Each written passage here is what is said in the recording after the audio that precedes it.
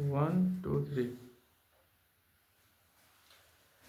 Hello students, this is प्रखर। आप सभी का अपने यूट्यूब चैनल ऋषि क्लासेस पे बहुत बहुत स्वागत है। आज हम पार्ट ऑफ स्पीच की जो सेकंड पार्ट लेकर आए हुए हैं आपके साथ। आपने अगर पहली वीडियो नहीं देखी है तो आप जाके प्लेलिस्ट में वीडियो देख लीजिए, जिसमें हमने नाउन, प्रोनाउन और एडजेक्टिव के बारे में डिस्कस किया हुआ है। आज उसी के अगले जो है सिलसिले में हम आपके साथ जो पार्ट ऑफ स्पीच का जो सेकेंड पार्ट है उसमें हम शुरू करने जा रहे हैं, जिसमें पहला जो टॉपिक है हमारा वो है क्या, वर्ब है। ठीक है, तो आइए शुरू करते हैं।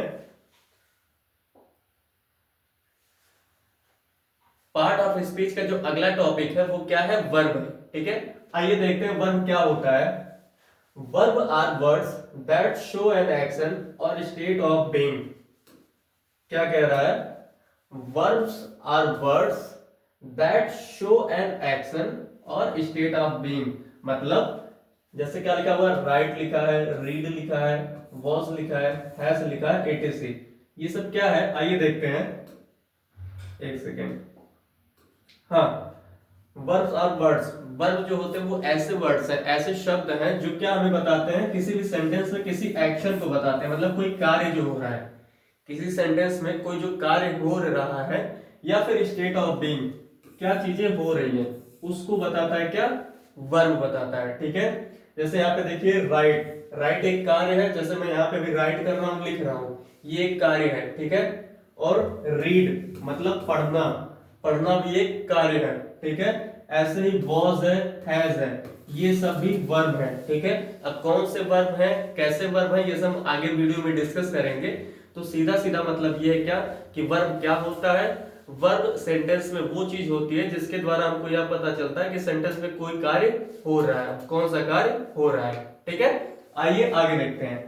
Types of verb. वर्ब के कितने टाइप होते हैं, तो वर्ब के मेन कितने टाइप होते हैं, दो टाइप होते हैं। ठीक है, कौन कौन से, एक होता है हमारा मेन वर्ब या इसी को हम बोलते हैं क्या, एक्शन वर्ब।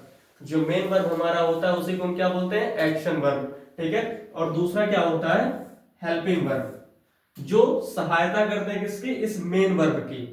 ठीक है, वर्ब दो टाइप के होते हैं, एक होता है हेल्पिंग वर्ब और दूसरा होता है क्या, मेन वर्ब। मेन वर्ब की सहायता के लिए ही होते हैं हेल्पिंग वर्ब। ठीक है, आइए मेन वर्ब में देखते हैं क्या क्या होता है। मेन वर्ब में भी दो टाइप के हैं, कौन से हैं, एक है ट्रांजिटिव वर्ब और दूसरा क्या है, इंट्रांजिटिव वर्ब। एक क्या है, ट्रांजिटिव वर्ब है और एक क्या है, इंट्रांजिटिव वर्ब, जिसको हिंदी में आपने पढ़ा होगा क्या, सकर्मक क्रिया, अकर्मक क्रिया। ठीक है, वही ये है मेन वर्ब में। सकर्मक क्रिया यानी ट्रांजिटिव वर्ब क्या है, विद ऑब्जेक्ट। मतलब अगर जिस सेंटेंस में ऑब्जेक्ट होता है, अब ऑब्जेक्ट क्या है, जैसे मान लीजिए मैंने एग्जांपल लिखा क्या, ही ईट्स मैंगो। अब यहाँ पे ईट्स जो है क्या है, वर्ब है, क्योंकि खाना खा रहा है, ये क्रिया है। ठीक है, क्या खा रहा है, मैंगो खा रहा है, तो मैंगो इसका एक ऑब्जेक्ट हो गया। ठीक है, तो यहाँ पे ऑब्जेक्ट अगर है तो ये जो क्या हो गया, ट्रांजिटिव वर्ब। ठीक है, और यहीं पे इनट्रांजिटिव वर्ब विदाउट ऑब्जेक्ट, मतलब यहाँ पे ऑब्जेक्ट नहीं होता है। ठीक है, जैसे एग्जांपल, ही ईट्स, सेंटेंस ये भी करेक्ट है, ही ईट्स, वह खाता है, लेकिन अब क्या खाता है, ऑब्जेक्ट यहाँ पे नहीं है। ठीक है, तो ये इंट्रांजिटिव वर्ब है और यहाँ पे ये ट्रांजिटिव वर्ब विद ऑब्जेक्ट।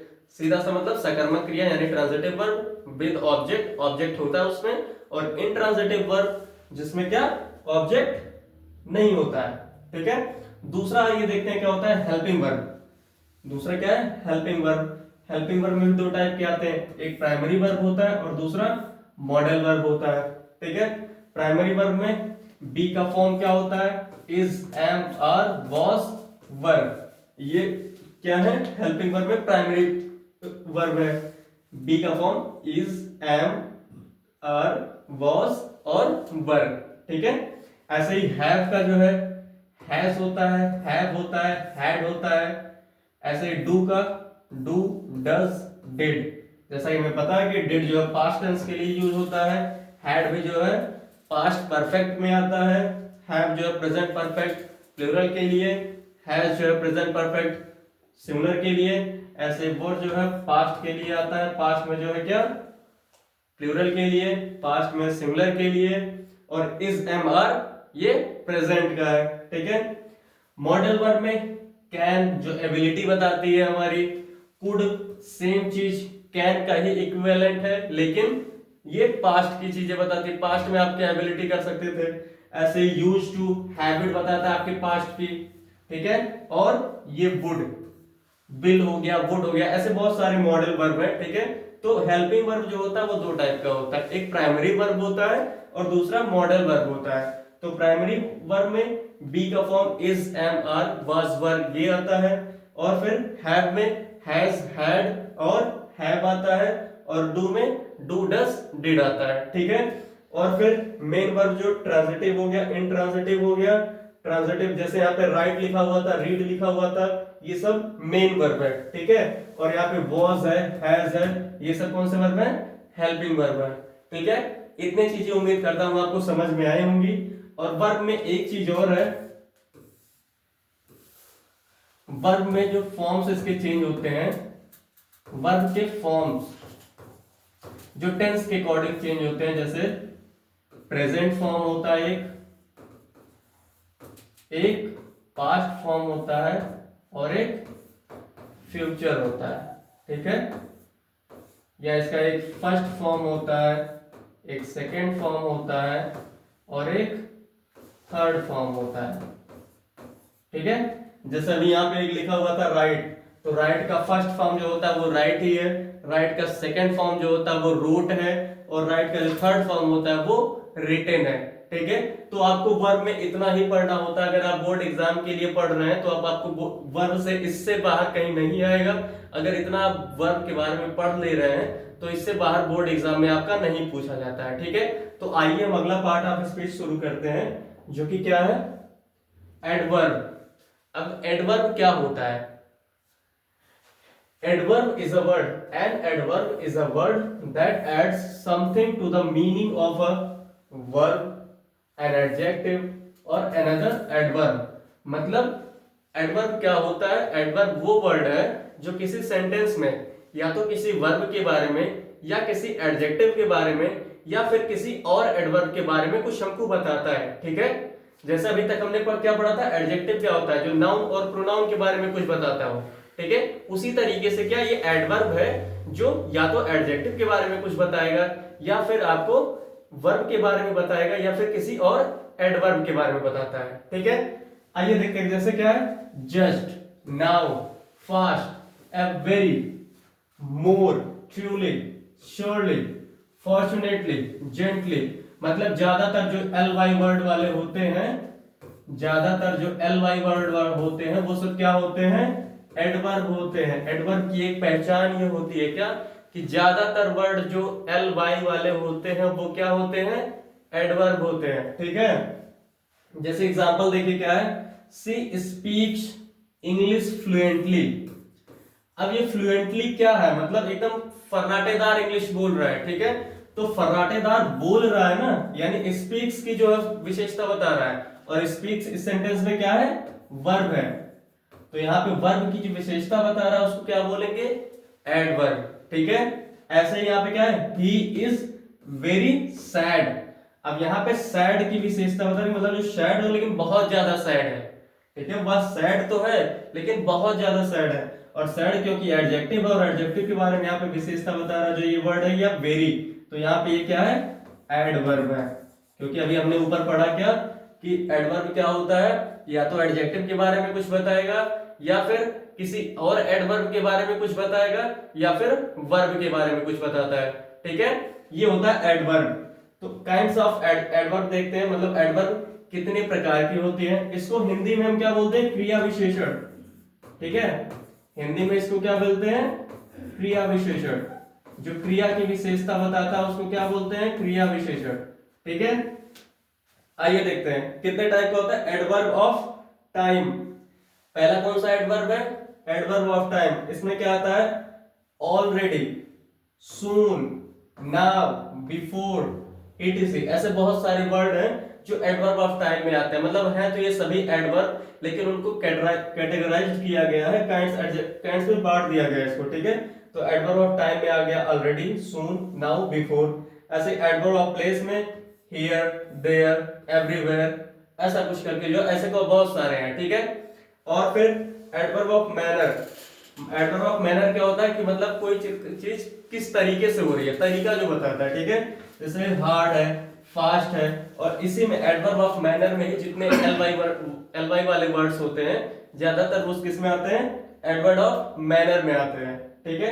ऐसे ही क्या है एडवर्ब ऑफ डिग्री और क्वांटिटी, ठीक है, किस हद तक, एडवर्ब ऑफ डिग्री क्या बताता है, किस हद तक कोई चीज है, ठीक है।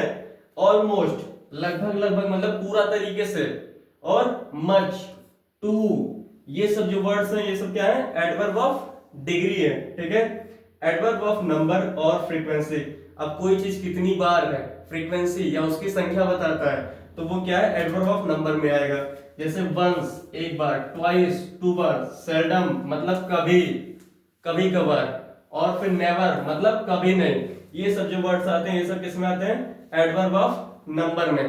तो ये सब आपका जो है जब आप प्रैक्टिस करेंगे, जो प्रैक्टिस आपको कराया जाएगा यहाँ पे, जब आप प्रैक्टिस करेंगे तो वहां पे आपको समझ में आएगा कि एडवर्ब इस सब का यूज हमें कैसे करना है, ठीक है। अभी आप इतना समझिए क्या कि एडवर्ब होता क्या है और एडवर्ब हम यूज कहाँ करते हैं। तो मतलब एडवर्ब अभी आपने पढ़ा क्या कि एडवर्ब किस लिए यूज किया जाता है, या तो एडजेक्टिव की विशेषता बताने के लिए, या फिर वर्ब की विशेषता बताने के लिए, या फिर किसी और एडवर्ब की विशेषता बताने के लिए, ठीक है। और एग्जांपल आपने देखा यहाँ पे शी स्पीक्स इंग्लिश फ्लुएंटली, यहाँ पे एक स्पीक्स की विशेषता बताया और वो क्या है, फ्लुएंटली मतलब फर्राटेदार बोलता है, ठीक है। तो ये है एडवर्ब। आई होप ये आपको समझ में आई होगी। आइए हम नेक्स्ट टॉपिक देखते हैं अपना, जो कि क्या है, प्रीपोजिशन, ठीक है। Preposition, preposition, a preposition is a word that show the relation between the noun or a pronoun and some other word in a sentence। क्या करता है प्रीपोजिशन का काम क्या है, कोई भी सेंटेंस अगर लिखा हुआ है तो उस सेंटेंस में किसके किसके बीच रिलेशन बताता है, संबंध बताता है, किसके किसके बीच, between the noun and pronoun and some other words, मतलब नाउन और प्रोनाउन का अदर वर्ड्स के साथ क्या संबंध है ये बताने का काम कौन करता है, प्रीपोजिशन, ठीक है। किसी भी सेंटेंस में नाउन और प्रोनाउन मतलब जो सब्जेक्ट हमारा है, नाउन और प्रोनाउन का संबंध अदर वर्ड से जोड़ने का काम जो करता है, बताने का जो काम करता है, उसी को हम बोलते हैं क्या, प्रीपोजिशन, ठीक है। आइए एग्जांपल देखते हैं क्या। Vijay is sitting on the table, Vijay जो है वो sitting on the table, Vijay जो टेबल पर बैठा हुआ है, तो यहाँ पे नाउन कौन है, विजय है, ठीक है। नाउन जो है वो विजय है और उसका जो रिलेशन बता रहा है किससे, कि वो सिटिंग टेबल मतलब टेबल पे बैठा हुआ है, तो यहाँ पे जो ऑन वर्ड है ये क्या है, प्रीपोजिशन है, ठीक है। आइए प्रीपोजिशन के टाइप देखते हैं, प्रीपोजिशन कितने टाइप का होता है। प्रीपोजिशन ऑफ टाइम, अब ये प्रीपोजिशन ऑफ टाइम में जो है क्या है, इन है, एट है, ऑन है, फॉर है, सिंस है, इट से। अब यहाँ पे हम देख लेते हैं सिंस का यूज हम कहाँ करते हैं, जहाँ पे एग्जैक्ट टाइम होता है, जैसे सिंस मॉर्निंग, सिंस मॉर्निंग हो गया, सिंस जो है एग्जैक्ट टाइम अगर दिया गया, सिंस मॉर्निंग हो गया, सिंस इवनिंग हो गया, एग्जैक्ट टाइम जहां पे दिया होगा। फॉर कहां पे यूज होते हैं, जहां पे एग्जैक्ट टाइम हमको नहीं पता, जैसे for an hour, for 1 week, ये सब जो है वहां पे फॉर यूज किया जाता है। ऑन जैसे किसी जो है मंडे हो गया, ऑन मंडे डे के पहले। और फिर कहां पे ऑन यूज किया जाता है, इन कहां पे, जहां पे ईयर हमको बताना होता है, जैसे 1947, इंडिया गॉट इंडिपेंडेंस इन 1947, ठीक है। जहां पे हमें एग्जैक्ट डेट बतानी होगी वहां पे हम ऑन का यूज करेंगे, जैसे 15th ऑफ अगस्त, जैसे India got independence on 15th of August in 1947, ठीक है। जहां पे ये सन मतलब ईयर बताना होता है वहां पे हम इन लगाते हैं, लेकिन जहां पे एग्जैक्ट डेट बतानी होती है वहां पे हम ऑन यूज करेंगे, ठीक है। डे के नेम के साथ आगे ऑन यूज किया जाता है। और एट एग्जैक्ट टाइम के लिए जैसे क्या होता है, eight 8 o'clock, eight 8 o'clock exact time के लिए, जहां पे हमें एग्जैक्ट टाइम बताना होता है वहां पे हम एट यूज करते हैं, ठीक है। ऐसे preposition of movement, movement in जो है और इनटू। इनटू जब कहीं बाहर से हम अंदर प्रवेश करते हैं तो वहां पे इनटू जैसे प्रयोग होता है, जैसे ठीक है, teacher entered into the class, teacher class में एंटर करता है, ठीक है। वे एंटर्ड इनटू द सिनेमा, हम बाहर से थे लेकिन अब सिनेमा में एंटर किए, तो वहां पे जब बाहर से कहीं हम अंदर आते हैं तो वहां पे इनटू का प्रयोग किया जाता है, ठीक है। ऐसे ही प्रीपोजिशन ऑफ पोजीशन, आपका स्थिति क्या है, बिलो है, अंडर है, बियॉन्ड है, अक्रॉस है, ठीक है।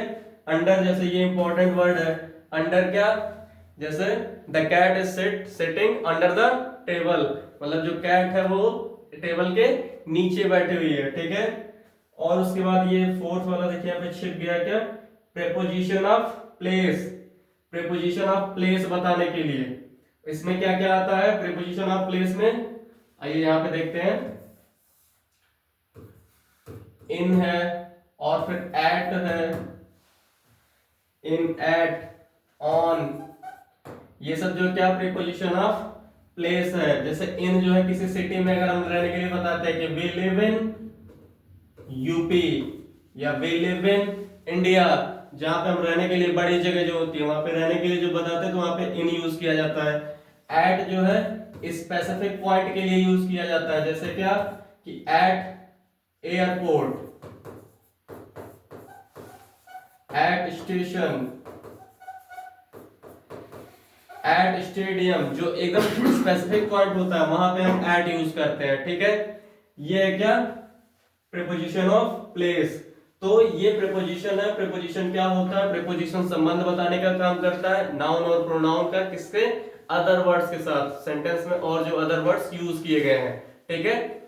आइए हम आगे देखिए प्रीपोजिशन हमारा जो आई होप ये आपको समझ में आई होगी, और अगर आपको नहीं समझ में आ रहा तो एक बार आप वीडियो प्रीवियस में जाइएगा और फिर से जो प्ले करके देखिएगा, आपको वीडियो अच्छी तरीके से समझ में आएगा, और इस पे जब आगे आपको क्वेश्चन कराया जाएगा तो ये वीडियो आपको और भी अच्छी तरीके से समझ में आएगी, ठीक है।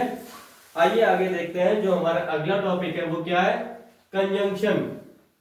अगला जो टॉपिक है वो क्या है, कंजंक्शन है। कंजंक्शन का काम क्या है जोई, बताइए दोस्तों, कंजंक्शन क्या होता है। Conjunction are words that link other words, phrase or clause together. Conjunction क्या करता है, किसी भी सेंटेंस के जो तो क्लॉज होते हैं, क्लॉज क्या होता है, क्लॉज हम उसको बोलते हैं जहां पे एक सब्जेक्ट और एक वर्ब, सब्जेक्ट और वर्ब, एक सेकेंड,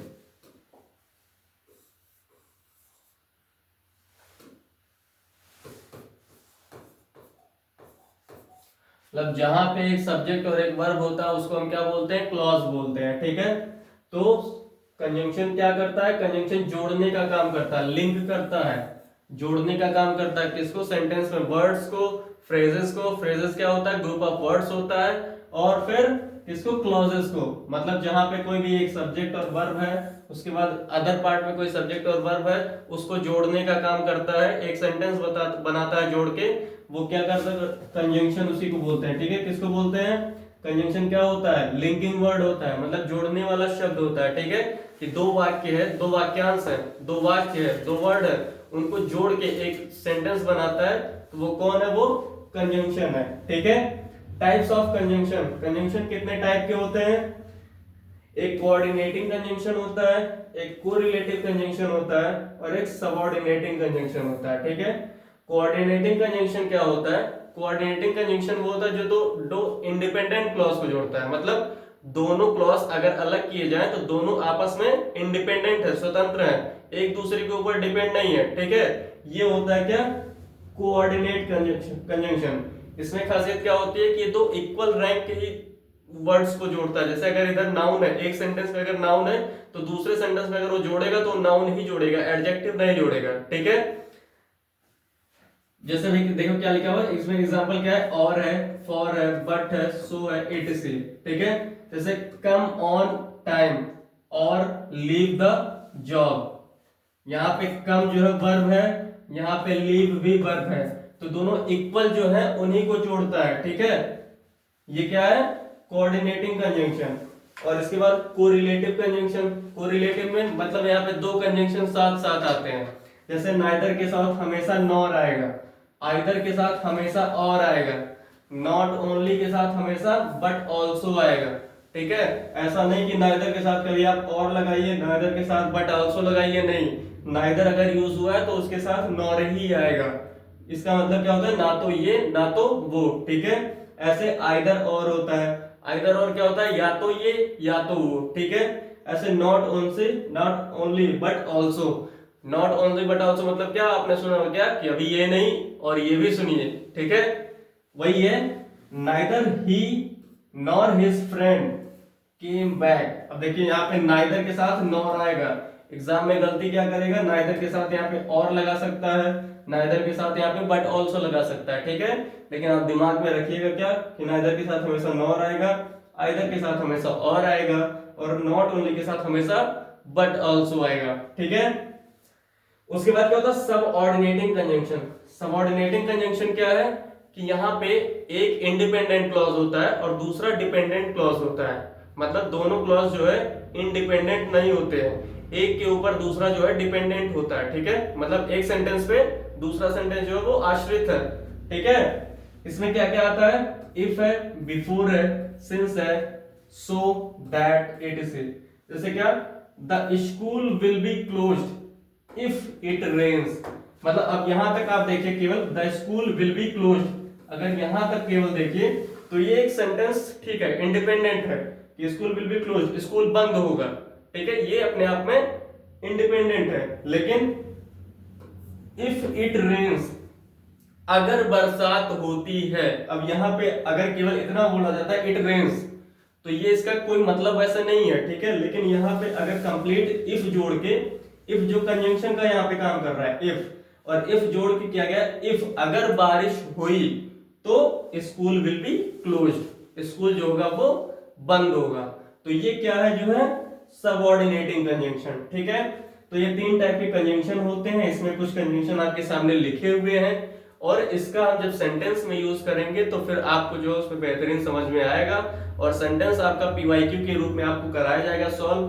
तो आपके पार्ट ऑफ स्पीच यहाँ पे लगभग सभी हो गए। एक आपका पार्ट ऑफ स्पीच बचा हुआ है जिसका नाम क्या है, इंटरजेक्शन। एक जो आपका पार्ट ऑफ स्पीच बचा हुआ है जिसका नाम क्या है, इंटरजेक्शन। इसको हिंदी में हम क्या बोलते हैं, विस्मयादि बोधक।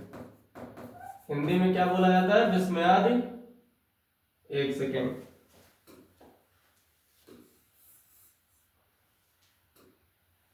विस्मयादि बोधक, विस्मयादि बोधक।